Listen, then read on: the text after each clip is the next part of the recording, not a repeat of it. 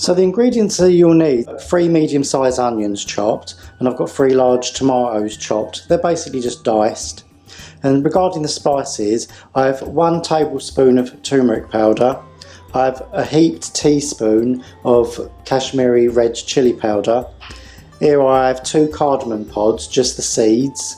You can grind these down if you don't want the seeds floating about, but the seeds are just fine. These are going to add a nice aromatic, delicate flavour to the fish curry. Here I have a tablespoon of garlic and ginger paste, 2 green chillies. I've just sliced the chillies down the middle so some of the spice can come out and go into the curry. And here a handful of coriander that I'll chop up later and garnish the curry. We're also going to be using some coconut milk for the gravy. I'm going to use my discretion with this. I'm not going to use the whole tin, maybe just half or just over half, but this is going to make the bulk of the gravy, add a nice delicate coconut flavour and a nice creamy consistency. We'll also need the juice of 1 whole fresh lemon. This is to marinate the fish while we're cooking down the onions and the tomatoes. And the oil we're going to use is some vegetable oil. Feel free to use coconut oil, it works really well in this dish. Here I've cut up 3 cod loins. They're quite thick cod loins, and basically I've just made inch pieces, and some of them are like just over 1 centimetre. You don't want to chop up the fish too small, obviously it will disintegrate into the curry. I'm going to soak this in lemon juice for 5 minutes, which is going to firm the pieces up just a little. As you know, citric acid cooks delicate fish flesh, and that's going to help keep the pieces firmly together when we put it into the curry. So let's get the curry started. First of all, we're going to heat up our oil. As we'll be frying quite a lot of onion and tomatoes, don't skimp on the oil. Just put enough in to cover the base of the pan. Here, this is a laser temperature gun. Basically I'll just fire it at the oil and it will tell me the temperature. Fry these down until they're nice and soft. Not quite brown though, just translucent, so soften the onions right up.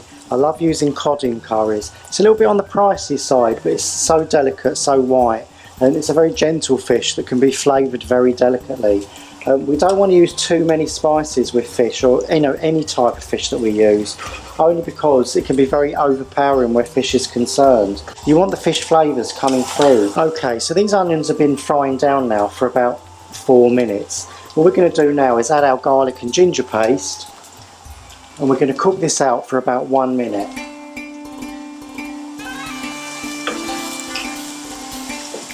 Okay, so now we're going to add our turmeric, seeds from our cardamom pods, and the lovely Kashmiri red chilli powder.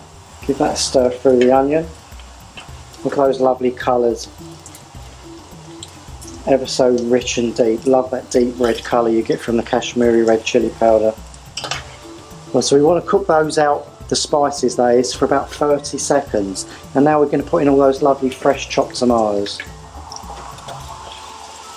Now here guys, you want to put this on a lower than high heat, say just above a medium, and we're going to cook this for around 10 to 15 minutes. We want to make a nice base, a nice masala base. Effectively, we want to melt the onions and we want to melt the tomatoes in. To give them a good stir. You don't need to add any water or any other liquids at this stage. All the juice is going to come out of the tomatoes themselves. Now what we're going to do is start to add the pieces of fish.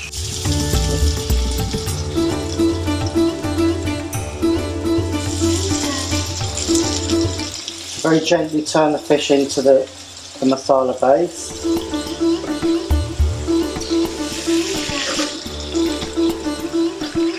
Look at that, look how gorgeous that looks already. Quite a lot of fish in there guys. This is to feed 3 people. Earlier in the video I showed you the chillies. What I've done is I've just slit the chillies in the middle. This is just so some of the chilli seeds can come out and the heat can permeate the curry. So they're just going to go in there. And now it's time to add the coconut milk. Give the coconut milk a stir. Sometimes you'll find that the coconut water separates from the milk itself, and you want to make sure that it's all milk. Probably around 3/4 of the tin here. A little bit more.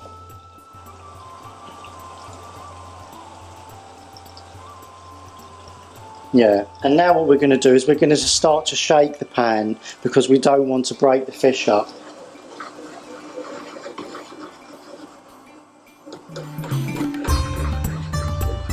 Right, at this stage we want to season it with some salt. I'm just going to use under a teaspoon and add later if I need any more. Okay, so let's dish this up. Gently put it into the bowl. It looks absolutely amazing already. It's going to garnish it with a little bit of coriander. It's time for the taste test. Let's taste a bit of the cod. 1, 2, 3. Oh my. That was amazing. Don't forget to leave your comments in the comments section below. Please give me a thumbs up if you enjoy this recipe. If you haven't already subscribed, please do. Tell me what curries you think I should do next. And I will see you next week.